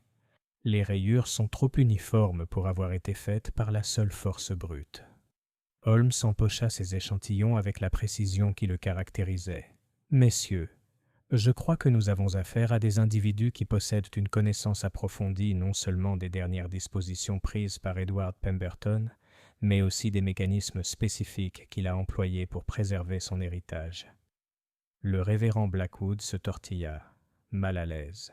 « Monsieur Holmes, je tiens à préciser que les archives du cimetière ne sont pas les seules choses qui ont été dérangées lors du cambriolage d'hier soir. Mon bureau a également été fouillé, même si j'ai d'abord cru que rien n'avait été volé. Initialement, eh bien, après réflexion, je me suis rendu compte que plusieurs objets avaient été déplacés ou examinés. Rien de valeur évidente, mais... Il hésita, jetant un regard nerveux à madame Pemberton. « S'il vous plaît, parlez librement, révérend. Il existe un registre dans lequel je consigne toutes les demandes ou conversations inhabituelles liées aux inhumations. Le nom de M. Pemberton y apparaît à plusieurs reprises, témoignant de nos discussions sur ces dispositions particulières. Ce registre a été examiné, mais il semble avoir été remis à sa place. » Le regard de Holmes avait pris cette lueur prédatrice qui indiquait qu'il se rapprochait d'une information importante. « Quel genre de demandes inhabituelles, révérend ? » Outre le contenant scellé, M. Pemberton m'a également demandé de conserver un registre de toutes les demandes de renseignements concernant son lieu de sépulture. Il semblait anticiper un intérêt futur pour sa tombe et souhaitait obtenir des preuves de cet intérêt. Et y a-t-il eu de telles enquêtes ? Oui, plusieurs. Presque immédiatement après les funérailles. La première venait d'un homme se présentant comme un érudit littéraire, le professeur Benedetti en l'occurrence. Il s'enquérait de la possibilité de déposer une couronne commémorative au nom d'une société littéraire italienne. Madame Pemberton sursauta visiblement. Mais le professeur Benedetti nous a dit qu'il n'avait visité la tombe que 2 fois, hier soir et aujourd'hui. Alors le professeur n'a pas été franc avec nous, observa Holmes d'un air sombre. Révérend, quelles autres demandes avez-vous reçues ? Une jeune femme, prétendant être une parente éloignée d'Amérique, souhaitait particulièrement savoir si M. Pemberton avait laissé des instructions écrites concernant l'entretien de sa tombe. Et plus récemment, hier matin, un homme prétendait représenter un éditeur souhaitant préparer un recueil posthume des œuvres de M. Pemberton. Pouvez-vous décrire le représentant de cet éditeur ? Grand, bien habillé, avec un léger accent que je n'arrivais pas à identifier.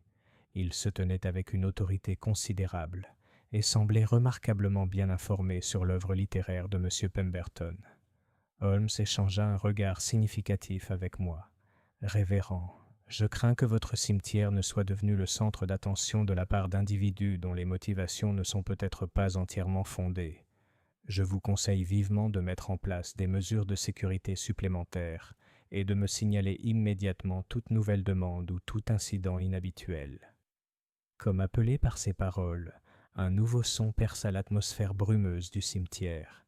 Quelque part parmi les monuments, le métal frappait la pierre avec une précision rythmique, le son caractéristique de quelqu'un qui creuse. « Watson Whitmore, venez avec moi », ordonna Holmes d'une voix emplie de cette détermination farouche qui indiquait qu'il était prêt à l'affrontement.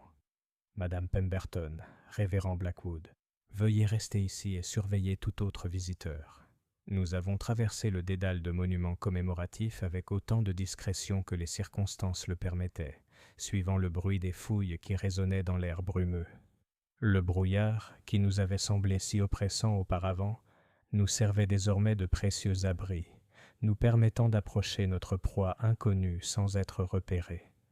Les bruits s'intensifièrent à mesure que nous nous approchions de ce que je reconnus comme la partie la plus ancienne du cimetière, où les monuments victoriens cédèrent la place à des monuments géorgiens encore plus élaborés.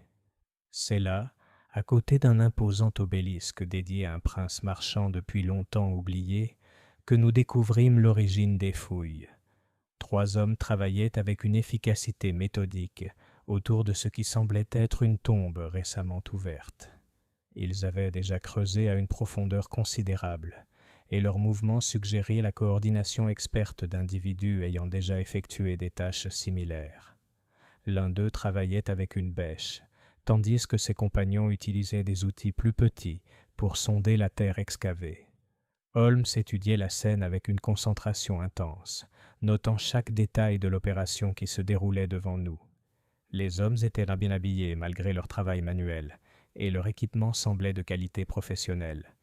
Plus important encore, ils travaillaient dans un silence presque complet, ne communiquant que par gestes et quelques instructions chuchotées. « Des pilleurs de tombes professionnels », murmura Holmes si bas que seuls Whitmore et moi pouvions l'entendre, mais remarquez le caractère systématique de leurs recherches.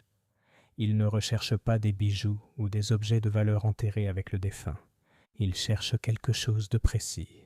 Sous nos yeux, l'un des hommes se redressa brusquement et fit un geste enthousiaste à ses compagnons.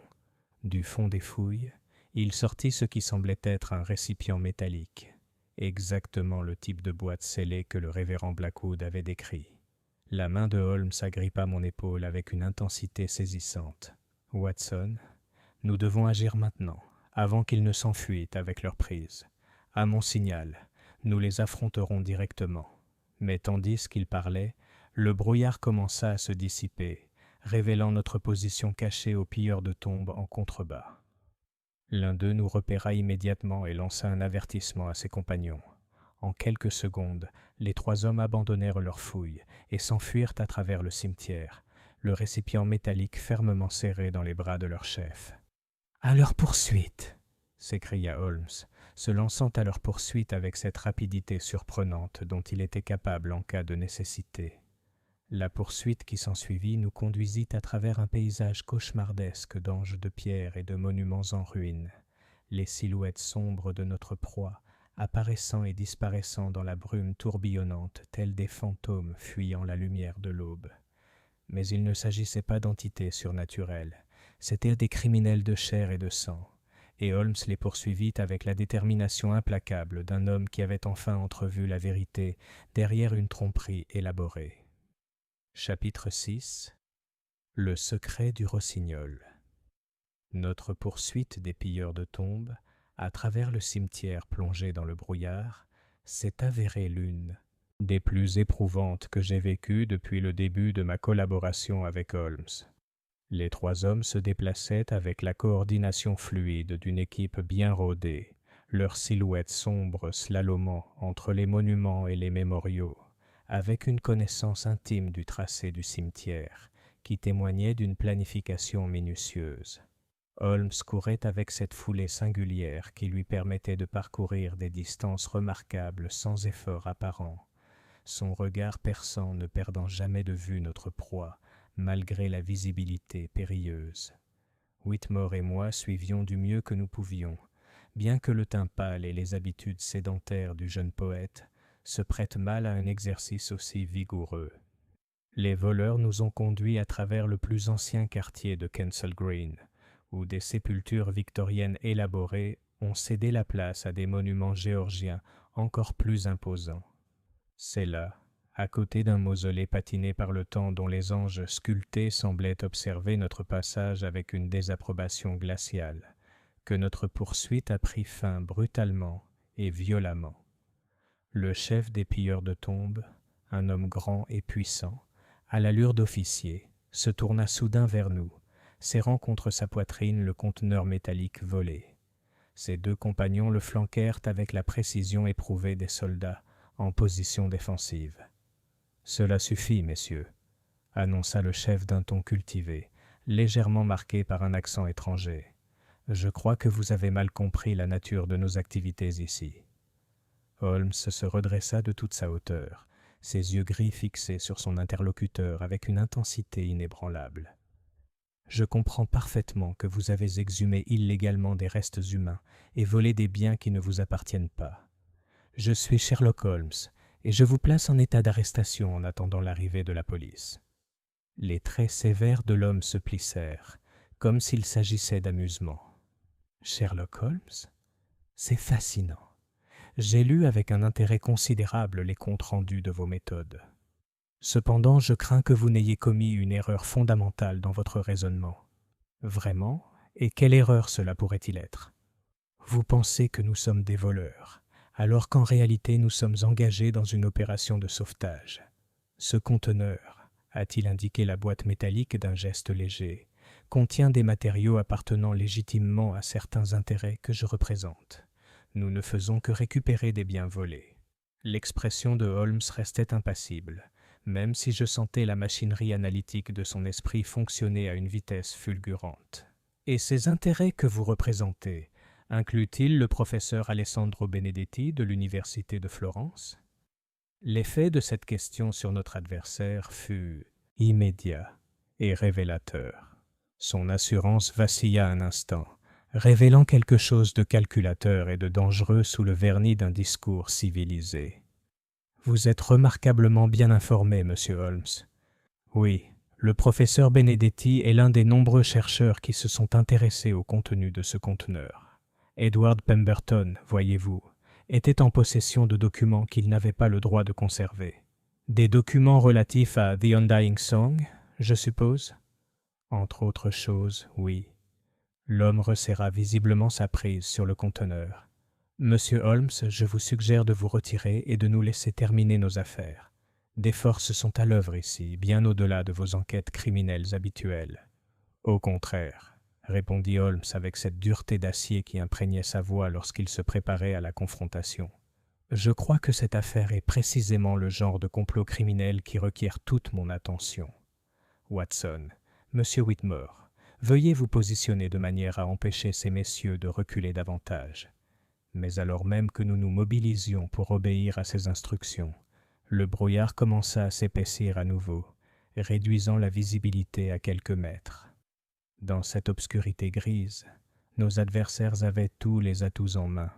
Ils connaissaient le terrain, étaient mieux préparés aux conditions et avaient clairement anticipé une telle éventualité. « Une autre fois, monsieur Holmes, » lança le chef tandis que sa voix commençait à s'estomper. « Mais je crains que vous ne trouviez cette affaire bien plus complexe que vous ne l'imaginez. » Lorsque le brouillard s'est suffisamment dissipé pour que nous puissions reprendre nos recherches, les trois hommes avaient disparu aussi complètement que si la terre elle-même les avait engloutis. Holmes passa plusieurs minutes à examiner le sol où il se trouvait, mais la terre humide et les feuilles accumulées ne révélaient que peu de traces utiles de leur passage. « Bon sang !» s'exclama-t-il avec une rare frustration. Ils étaient trop bien préparés, trop bien informés sur la configuration du cimetière et sur nos propres déplacements. Whitmore, qui s'était appuyé contre un mémorial pour reprendre son souffle, leva les yeux avec une inquiétude évidente. « Holmes, que voulait dire cet homme à propos de documents que Pemberton n'avait pas le droit de conserver ? Edward était la personne la plus honnête que j'ai jamais connue. » « Les hommes honnêtes, monsieur Whitmore, se retrouvent parfois en possession de secrets malhonnêtes. » Holmes avait commencé à examiner les fouilles abandonnées avec sa minutie habituelle. La question que nous devons maintenant nous poser est de savoir ce qu'Edward Pemberton a découvert qui le rendait suffisamment précieux pour être tué. « Tué » ai-je commencé, choqué par cette suggestion. « Holmes, tu ne veux quand même pas insinuer que Pemberton a été assassiné. » « Je n'insinue rien, Watson. J'évoque une possibilité que nous devons maintenant sérieusement envisager. » Il s'agenouilla près de la tombe ouverte, sa loupe parcourant la terre remuée avec une précision méthodique.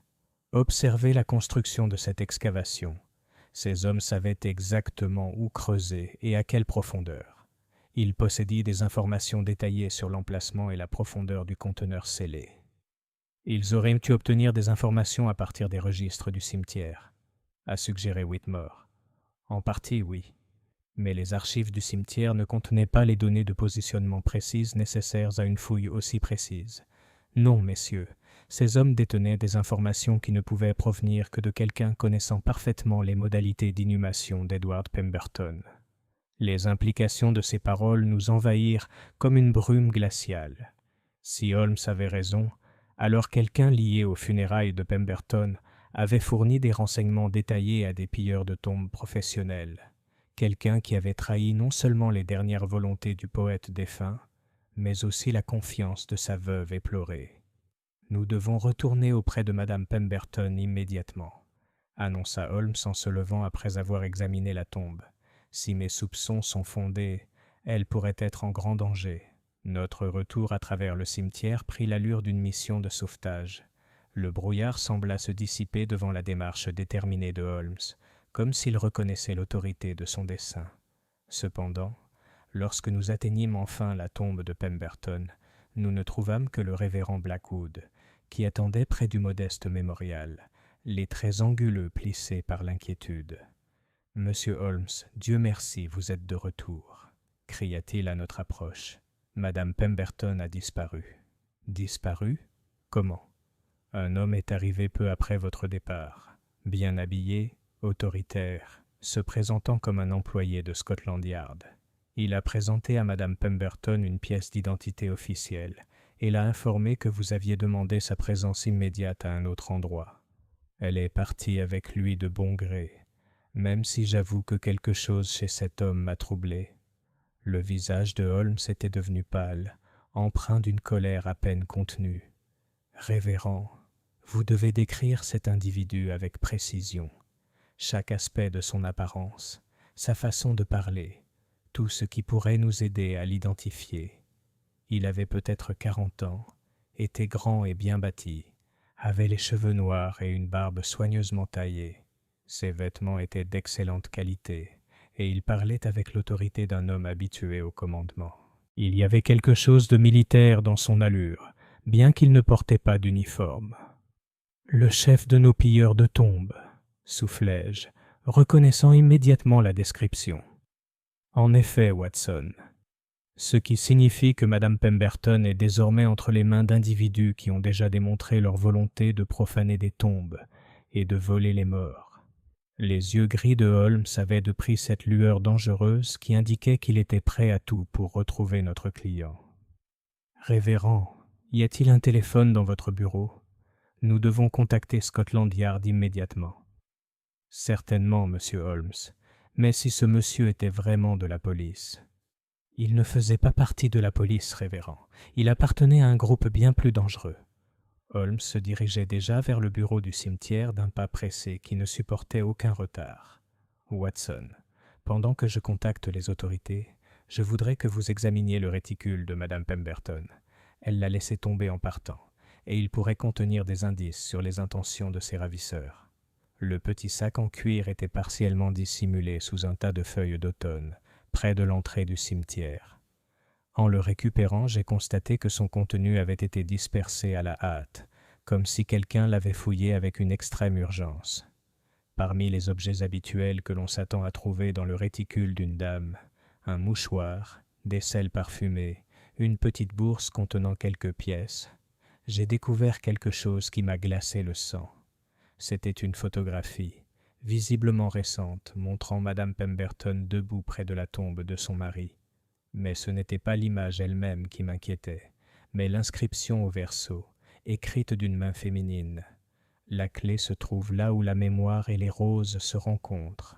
Suivez le chant du rossignol pour trouver le jardin des secrets. Holmes sortit du bureau du cimetière avec l'air sombre d'un homme qui venait de recevoir une mauvaise nouvelle. Scotland Yard n'a connaissance d'aucune implication officielle dans cette affaire, annonça-t-il, ce qui confirme que Madame Pemberton a été enlevée par les mêmes individus qui ont pillé la tombe de son mari. Je lui ai montré la photographie et son inscription mystérieuse. Il les a examinées avec cette concentration intense qui permettait de déchiffrer le sens des preuves les plus énigmatiques. Très éclairant, Watson. Cette photographie était visiblement destinée à être retrouvée.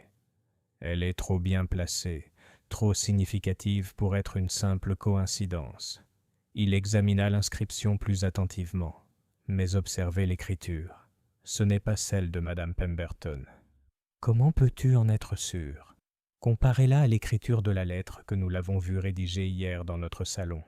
La forme des lettres, la pression du stylo, l'angle de l'écriture. Tout est sensiblement différent.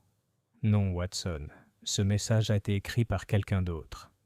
Alors c'est un faux indice, conçu pour nous induire en erreur ? Pas forcément. Il peut s'agir d'un indice authentique fourni par quelqu'un qui souhaite que notre enquête aboutisse, mais qui ne peut se dévoiler ouvertement. Holmes rangea la photographie avec le soin qui le caractérisait. Dans les deux cas, nous n'avons d'autre choix que de suivre son chemin. Le champ du rossignol, le jardin où se rencontrent la mémoire et les roses. Madame Pemberton a mentionné que son mari passait beaucoup de temps dans la roseraie de Regent's Park. Tu penses qu'elle est retenue là-bas ? Je pense, Watson, que nous sommes sur le point de découvrir ce qu'Edward Pemberton cherchait réellement à préserver pour la postérité, et je crains que cette découverte ne nous coûte plus cher que ce que nous sommes prêts à payer.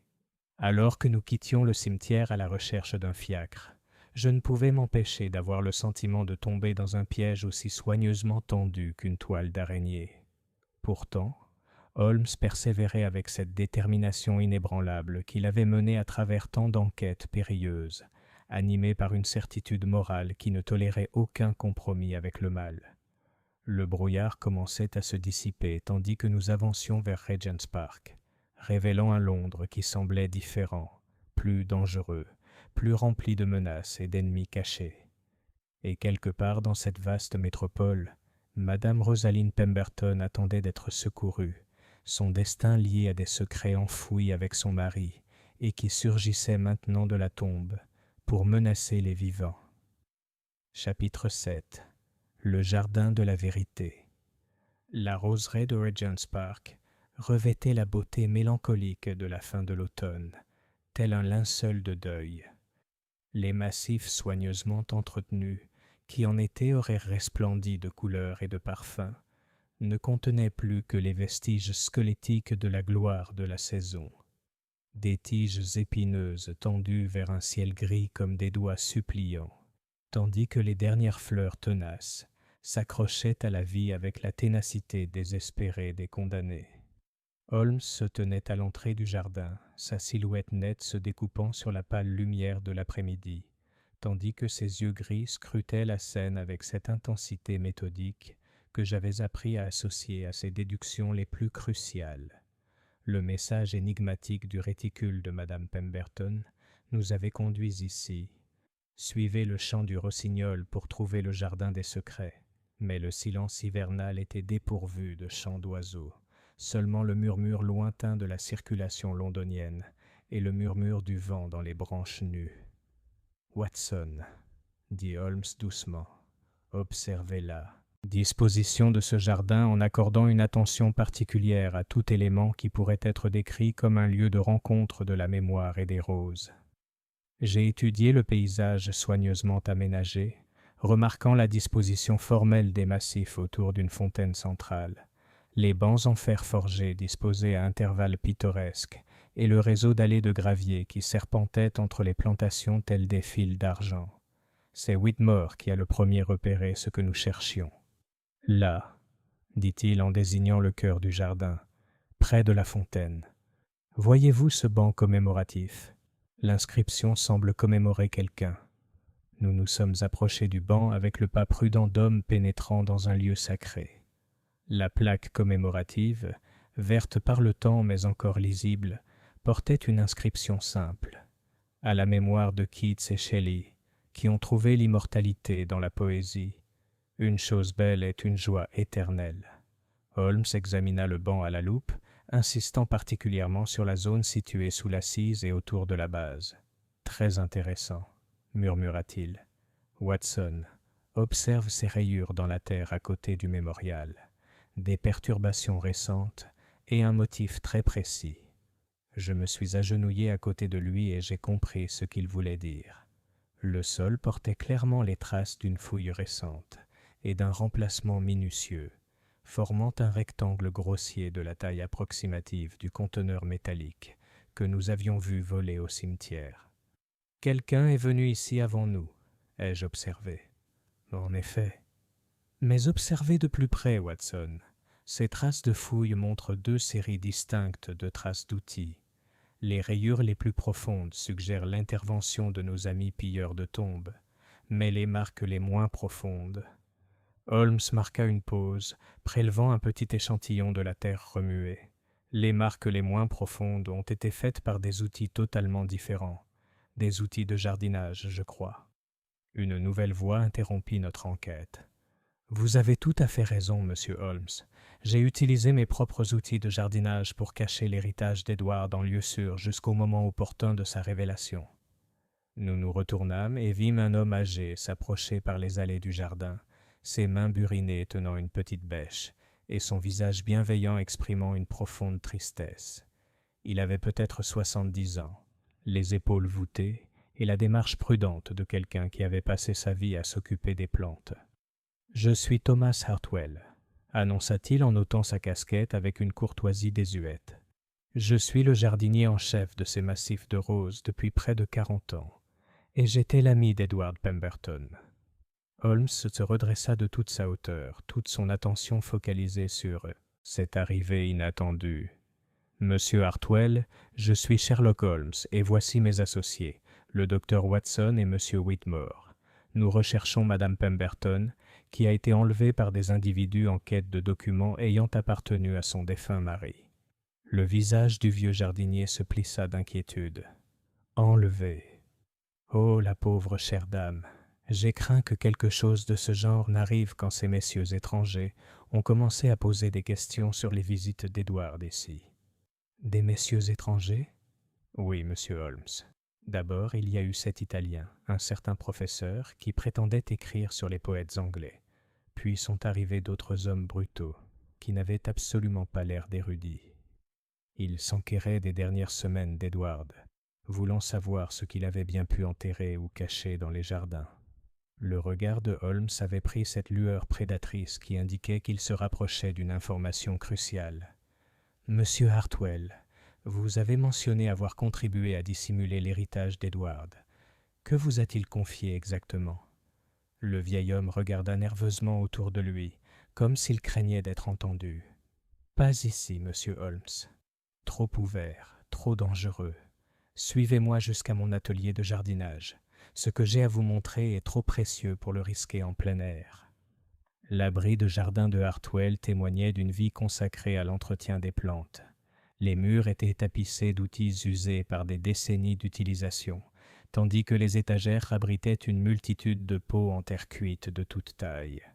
L'air était chargé des odeurs terreuses du compost et de l'engrais, et quelque part dans l'ombre, j'entendais le va-et-vient des petites créatures qui avaient élu domicile dans ce sanctuaire. Le vieux jardinier se dirigea vers le coin arrière du hangar, où une collection de boîtes à graines était disposée en rangées soignées. Avec une précision méticuleuse, il écarta plusieurs boîtes, révélant une cavité dans le plancher en bois, astucieusement dissimulée en dessous. « Edward est venu me voir 3 semaines avant sa mort, » expliqua Hartwell en travaillant. Il déclinait rapidement le pauvre garçon, mais ses yeux brûlaient encore de la fièvre créatrice.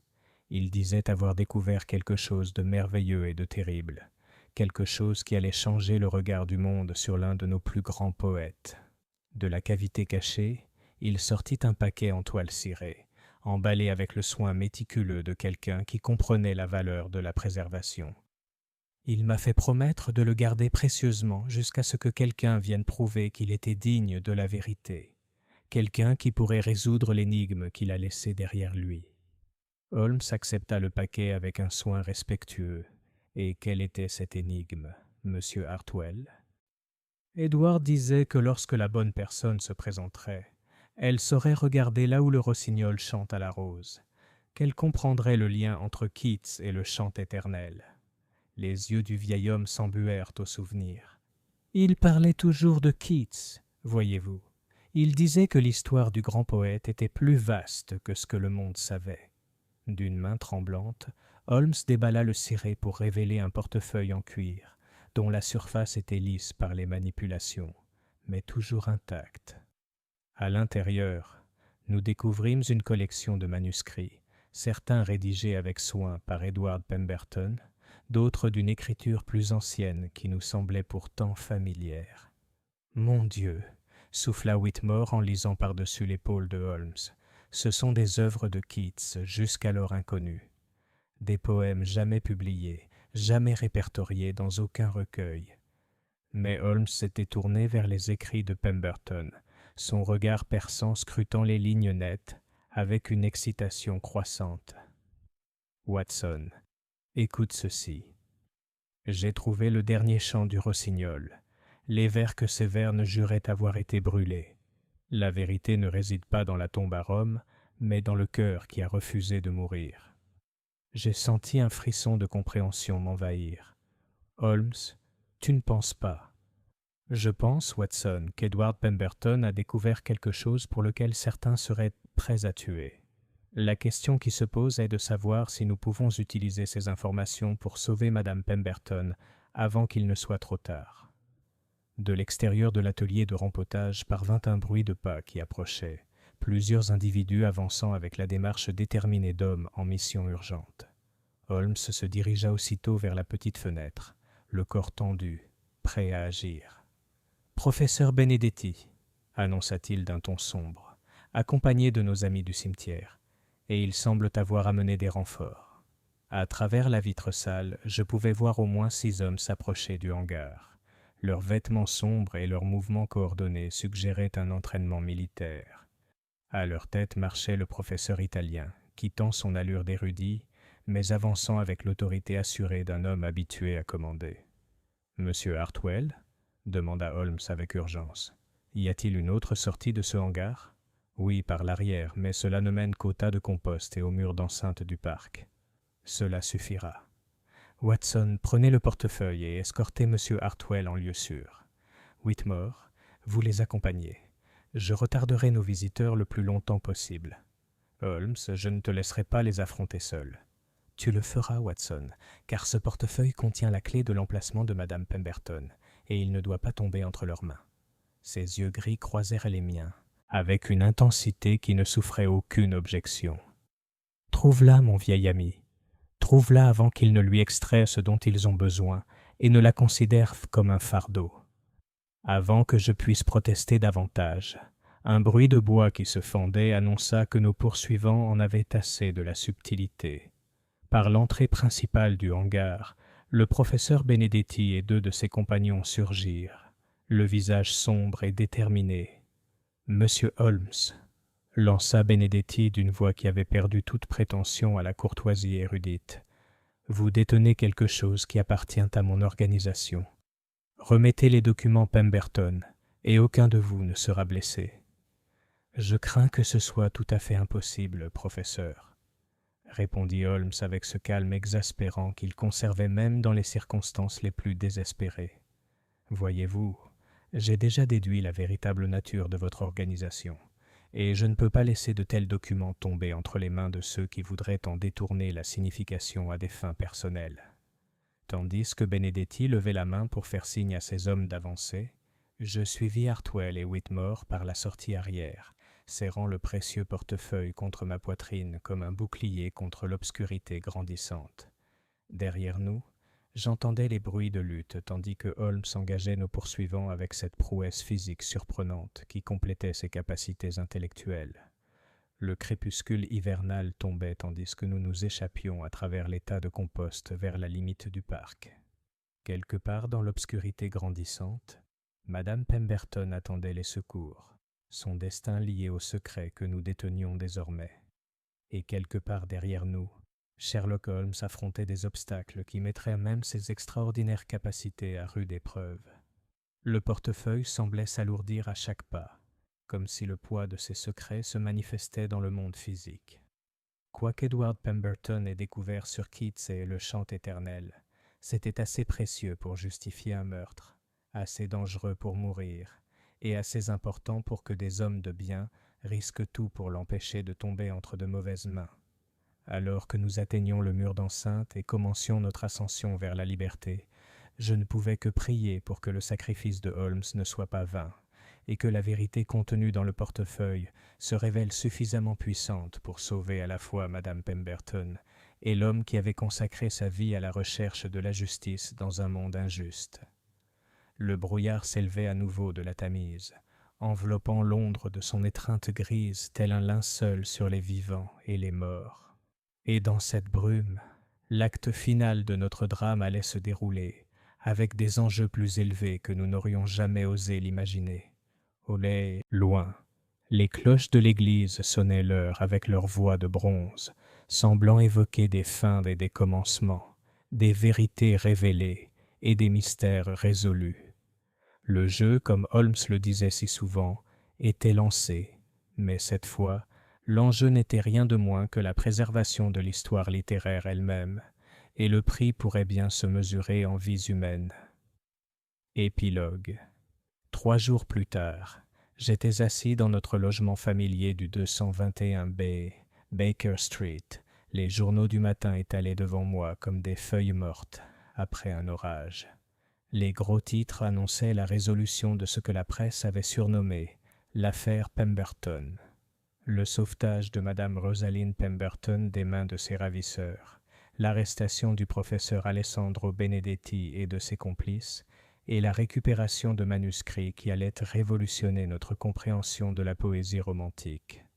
Mais pour moi, La véritable victoire ne résidait pas dans ces triomphes publics, mais dans la satisfaction tranquille de voir Holmes sortir de sa chambre, ses traits anguleux ne portant que les légères contusions témoignant de sa lutte dans l'atelier de Hartwell. Il avait réussi à échapper à ses ravisseurs grâce à une combinaison de vivacité d'esprit et de réflexes encore plus rapides, les entraînant dans une joyeuse course-poursuite à travers Regent's Park, tandis que nous nous dirigions vers Scotland Yard avec le précieux portefeuille. Les documents contenaient en effet la clé du sauvetage de Madame Pemberton. Les notes d'Edward contenaient des observations détaillées sur l'organisation de Benedetti, notamment l'emplacement de leur planque londonienne où notre client était détenu. Il s'avéra que le professeur italien n'était pas seulement un érudit, mais le chef d'un consortium international de collectionneurs spécialisés dans l'acquisition de documents littéraires rares par tous les moyens possibles. L'ironie, Watson, observa Holmes en s'installant dans son fauteuil avec sa tasse de café matinale habituelle, c'est que le dernier poème d'Edward Pemberton, The Undying Song, était en effet son chef-d'œuvre, non pas pour sa valeur littéraire bien que considérable, mais pour sa révélation d'œuvres jusque-là inconnues de Keats qu'il avait découverte dans une collection privée en Italie. Et l'organisation de Benedetti était déterminée à récupérer ces œuvres, plutôt pour les dissimuler. Il semble que certains collectionneurs préfèrent que leurs trésors restent cachés, augmentant leur valeur par la rareté plutôt que de les partager avec le monde. Les yeux gris de Holmes brillaient de satisfaction, signe d'une affaire menée à son terme. Le crime d'Edward Pemberton, si l'on peut le qualifier ainsi, a été de croire que la grande poésie appartenait à l'humanité, plutôt qu'aux plus offrants. Madame Pemberton avait bel et bien été sauvée, saine et sauve, bien que bouleversée par son épreuve. Elle avait choisi de faire don des découvertes de son mari au British Museum, garantissant ainsi que les vers perdus de Keats soient accessibles aux chercheurs et aux amateurs de poésie pour les générations à venir. Le tube parlant du cimetière à Primnou avait été installé par Edward lui-même dans le cadre d'un plan élaboré pour attirer l'attention sur sa tombe, au cas où il lui arriverait malheur. La dernière performance d'un poète, agrémentée de rires mystérieux enregistrés sur un dispositif mécanique dissimulé parmi les monuments. « Et Marcus Whitmore ?» demandai-je. Il a été nommé rédacteur en chef du recueil définitif des œuvres d'Edward Pemberton, notamment The Undying Song et ses annotations érudites concernant les découvertes de Keats. Je suis convaincu qu'il rendra justice à la mémoire de son ami. En réfléchissant à cette affaire, je m'émerveillais une fois de plus de l'extraordinaire capacité de Holmes à découvrir la vérité cachée dans les tromperies les plus élaborées. La tombe du poète souriant avait certes renfermé des secrets, mais ceux-ci étaient ceux de l'amour et de l'érudition plutôt que de la cupidité et de l'exploitation. La différence entre ceux qui préservaient la beauté pour toujours et ceux qui la conservaient pour leur profit personnel. « Il y a une chose qui me laisse encore perplexe, Holmes, » dis-je en pliant le journal du matin. « Comment as-tu pu déduire si vite la véritable nature de l'organisation de Benedetti ?» Holmes sourit avec cette expression de satisfaction tranquille qui accompagnait toujours ses déductions les plus élégantes. « Élémentaire, mon cher Watson. Aucun universitaire sérieux ne voyage avec 6 associés armés, et aucun professeur d'université n'a besoin des services de pilleurs de tombes professionnels. Dès que j'ai observé la précision militaire de leurs opérations, j'ai su que nous avions affaire à quelque chose de bien plus dangereux qu'une rivalité universitaire. » De l'autre côté de notre fenêtre, Londres poursuivait son éternel ballet de brouillard et de soleil, de mystère et de révélation. Quelque part dans la ville, Madame Pemberton commençait sa nouvelle vie de veuve dont l'héritage leur survivrait à tous deux, comme l'avait promis l'inscription du volume de Keats. Et dans la roseraie de Regent's Park, le vieux Thomas Hartwell soignait ses massifs avec la satisfaction d'un homme qui avait contribué à préserver quelque chose de beau pour les générations futures. L'affaire de la tombe du poète souriant s'était terminée comme toutes les affaires de Holmes. La vérité avait triomphé de la tromperie, la justice rendue aux méchants et les innocents protégés de ceux qui exploitaient leur chagrin à des fins personnelles. Edward Pemberton pouvait reposer en paix dans sa tombe, sachant que son dernier chant serait « bel et bien éternel », résonnant à travers les âges comme le rire qui avait jadis résonné dans le cimetière plongé dans la brume. Et dans notre salon de Baker Street, Sherlock Holmes se consacrait à sa correspondance matinale, déjà attentif au prochain mystère qui mettrait à l'épreuve ses extraordinaires facultés. Car dans un monde où la vérité est si souvent enfouie sous des couches de tromperie, il y aura toujours besoin de ces rares individus dotés de la clairvoyance nécessaire pour percer les ténèbres et découvrir la lumière au-delà. Le jeu, comme il me l'a si souvent rappelé, est toujours en cours. Fin.